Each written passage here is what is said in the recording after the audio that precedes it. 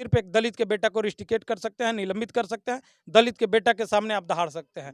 बाकी राजपूत, यादव और अन्य लोगों के सामने आप बिल्ली की तरह म्याऊं म्याऊं ही करेंगे। जय हिंद, नमस्कार। आज आप सीएम खबर के माध्यम से बिहार में राजनीति पर चर्चा सुनेंगे। आइए, हमारे साथ उपस्थित हैं नौजवान चेहरा जो बीजेपी के राष्ट्रीय प्रवक्ता हैं श्री चंदन झा जी। आइए इनसे बिहार के राजनीति पर चर्चा करते हैं। जी, आपसे पहला सवाल ये है कि विधानसभा में कल श्री विजय सिंह को जिस तरह से अपमानित किया गया, इस पर आपका क्या कहना है? सबसे पहले तो मैं आपके चैनल के माध्यम से आपका आभार व्यक्त करता हूं, आपका आभार प्रकट करता हूं।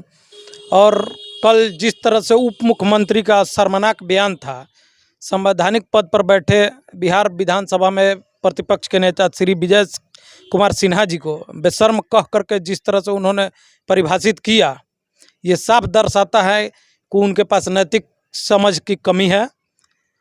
अभी तक जो लोग उन पर आरोप लगा रहे थे कि नौवीं फेल, वास्तव में वो नौवीं फेल ही है। कोई पढ़ा लिखा बुद्धिजीवी वर्ग का लोग इस तरह का घिनौना और शर्मनाक बयान नहीं देता। इस पर मैंने कड़ी से कड़ी शब्दों में खेद प्रकट करता हूं, रोष प्रकट करता हूं। जी, चलिए, ये तो अच्छी बात कही आपने कि किसी को अपने मुंह से अपशब्द नहीं कहना चाहिए। पुनः मैं वापस आता हूं।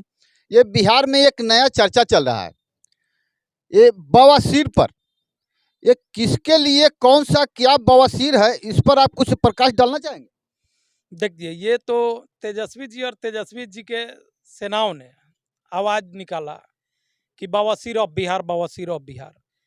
तो मैं बिहार के उप मुख्यमंत्री श्री तेजस्वी प्रसाद यादव जी से पूछना चाहता हूं, क्या भगोड़ा मनीष कश्यप वास्तव में तेजस्वी जी और इनके पुलिस प्रशासन के लिए बवासीर बन गया है? अगर मनीष कश्यप जैसा पत्रकार दोषी है, जिस पर नित्य नए नए FIR बिहार पुलिस के द्वारा किया जा रहा है, तो अब तक इनके पुलिस प्रशासन ने उसे क्यों नहीं पकड़ा? क्या कर रही है तेजस्वी जी की पुलिस प्रशासन? ये बोलता है कि हमारी सरकार दवाई कार्रवाई और सुनवाई वाली सरकार है, कानून का राज स्थापित करने वाली सरकार है। तो क्या यही इनका कानून का राज है? जो एक भगोड़ा पत्रकार पिछले 10 रोज से फरार है और हर 2 घंटे पर अपने YouTube चैनल के माध्यम से आकर के तेजस्वी जी को गाली देता है, तेजस्वी जी के पार्टी को गाली देता है, हड़काते रहता है, खुलेआम चैलेंज कर रहा है। और इनकी दवाई और कार्रवाई वाली सरकार हाथ पर हाथ रख करके बैठी है। तो क्या हम इन्हें नहीं माने कि तेजस्वी जी और इनके पुलिस प्रशासन के लिए बवासीर बन गया है? बवासीर ऑफ बिहार का यही मतलब उठता है कि तेजस्वी जी के लिए मनीष कश्यप जैसा भगोड़ा पत्रकार बवासीर बन चुका है। इस बिहार में आए दिन चर्चा हो रही है कि बिल्ली और शेर, और बिल्ली क्या है और शेर क्या है, कौन है शेर और बिल्ली कौन है, कौन म्याऊं करती है, इसके बारे में आप बताएं। कल तेजस्वी जी ने बिहार विधानसभा में पत्रकारों को संबोधित करते हुए उन्होंने कहा था कि मेरे यहाँ ईडी की छापामारी हो रही है, मेरे यहाँ CBI की छापामारी हो रही है। इसमें लोग शेर की तरह दहाड़ रहे हैं कि ये मिला, वो मिला, यह मिला, वह मिला, और कुछ नहीं मिला। 10 रोज लोग दहाड़ेगा, उसके बाद बिल्ली की तरह म्याऊं म्याऊं करने लगेगा। तो मैं तेजस्वी जी से पूछना चाहता हूँ कि माननीय तेजस्वी जी, पिछले 8 बरस से पूरे देश और दुनिया में कौन शेर की तरह दहाड़ रही है? पूरे देश और दुनिया की जनता देख रहा है। आगे भी 2030 तक शेर की तरह दहाड़ते रहेंगे, दहाड़ने का काम करेंगे। रही बात माननीय तेजस्वी जी आपका, तो आपने सही कहा कि बिल्ली की तरह आप पहले भी म्याऊं म्याऊं करते रहे, आगे भी करेंगे।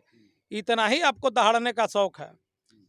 तो जगतानंद सिंह के बेटा दिवाकर सिंह जी ने जिस तरह से आपके नेतृत्व पर, माननीय नीतीश जी पर जिन्होंने सवाल उठाया, खुलेआम चैलेंज किया, राजद नेतृत्व पर आवाज उठाया, तो अब तक आप लोगों ने उन पर कार्रवाई क्यों नहीं किया? उनके जगतानंद सिंह के परिवार पर आपने क्यों नहीं शेर की तरह दहाड़ा?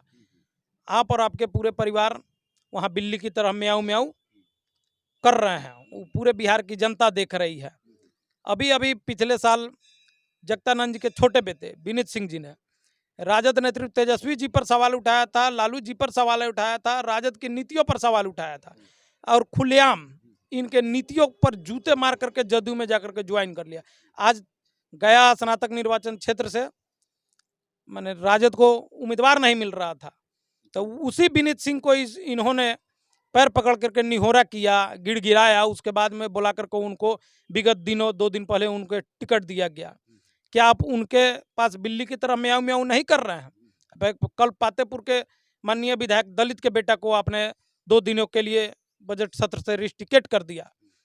अगर जो तेजस्वी जी और माननीय विधानसभा अध्यक्ष से मैं पूछना चाहता हूं कि आपकी हैसियत है तो किसी राजपूत के बेटे के सामने आप अपनी सीना चौड़ा करके दिखाएं, शेर की तरह दहाड़ करके दिखाएं। जगदानंद सिंह के बेटा को सामने आप दहाड़ करके दिखाएं।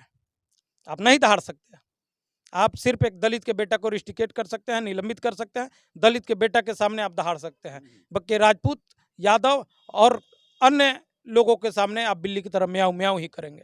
बिहार सरकार भी कहती है कि दलित हमारा है, राजद भी कहती है दलित हमारा है, बीजेपी भी कहती है दलित हमारा है, सभी पार्टी कहती है दलित हमारा है। फिर इस दलित के साथ इतना गलत व्यवहार और शर्मनाक हरकत क्यों? कल पूरे बिहार की जनता ने विधानसभा में देखा है कि जिस तरह से एक दलित के बेटा ने विधानसभा में क्वेश्चन करने के दौरान उनके साथ जिस तरह का सलूक किया गया, जिस तरह से उनको बिहार विधानसभा की कार्यवाही से निलंबित कर दी गई, माने बिहार की दलित सहित पूरे बिहार की जनता देख रही है। अगर उन्होंने कहा कि हमें तार्किक सवाल के लिए समय नहीं दिया जा रहा है या राजहित के सवाल के लिए समय नहीं दिया जा रहा है, तो क्या जरूरत है माननीय विधानसभा अध्यक्ष जी को कि उनके अभी क्वेश्चन करते ही रहने के दौरान किसी दूसरे दल के सदस्य को अनुमति देना?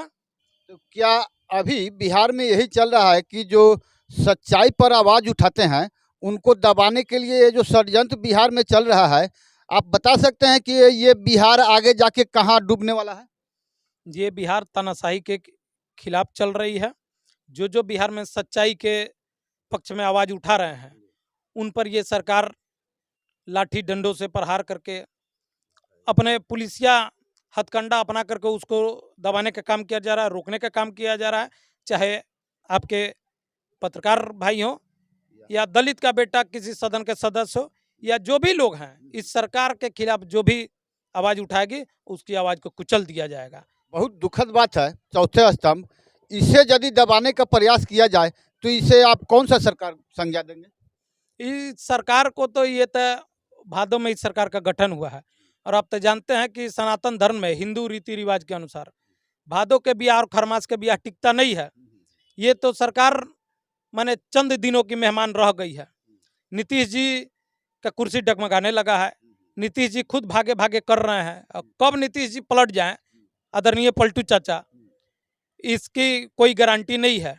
और तो पलटू चाचा फिर जब पलटी मारेंगे तो फिर भाजपा में ही जाएंगे? पलटू चाचा जी के पास दूसरा कोई विकल्प नहीं है। 2 ही विकल्प है, या तो भारतीय जनता पार्टी के साथ हैं और नहीं तो विधानसभा भंग कर करके जनता के बीच जाएं, चुनाव कराएं। और पलटू चाचा खुद पलटने वाले हैं, अब क्या करेंगे ये तो उनके पलटने पर ही पता चलेगा हम बिहार वासियों को। चलिए, आप बने रहिए सीएम खबर के साथ। ऐसे ही तमाम छोटी बड़ी घटनाओं से जानकारी प्राप्त करने के लिए बनेश पांडे, ढाका से। जय हिंद, नमस्कार।